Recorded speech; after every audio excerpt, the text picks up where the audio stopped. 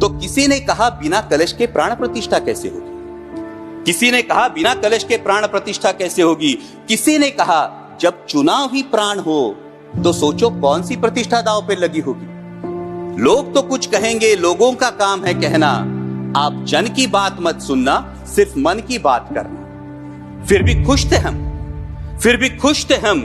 500 साल का सपना जो पूरा हो रहा था, हमारे अंदर का हिंदू भी पूरी तरह से जाग गया था। तो चल पड़े अयोध्या की ओर, राम लल्ला की दर्शन की आस लगाए। चल पड़े अयोध्या की ओर, राम लल्ला के दर्शन की आस लगाए। जो सामने नजारा देखा वो देखकर दंग रह गए। वो 3 मंजिले, 400 खंबे, 32 सीढ़ियां, जय श्री राम का नारा लगाते हुए हम सीढ़ियां चढ़ने लगे।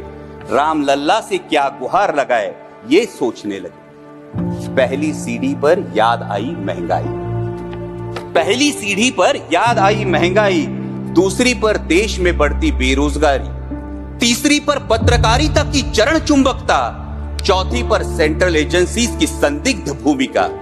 हर सीढ़ी पर कुछ न कुछ याद आ रहा था, हर सीढ़ी पर कुछ न कुछ याद आ रहा था।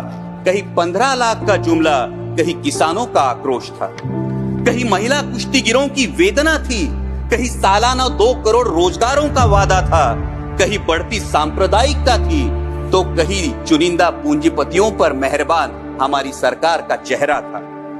इस वास्तविकता ने झंझोड़ने के बाद, इस वास्तविकता ने झंझोड़ने के बाद भी हम अंधभक्तों की तरह चलते गए। होश तो तब संभाला जब राम लल्ला के दर्शन हुए।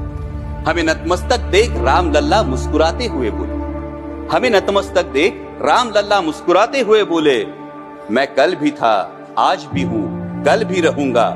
जितना इस मंदिर में हूं उतना ही तुम्हारे मन में रहूंगा। लेकिन याद रखना हमेशा, लेकिन याद रखना हमेशा, मैंने त्रेता युग में रामराज जलाया था, तुम कलयुग में जीते हो जहां संविधान ने गणराज जलाया है।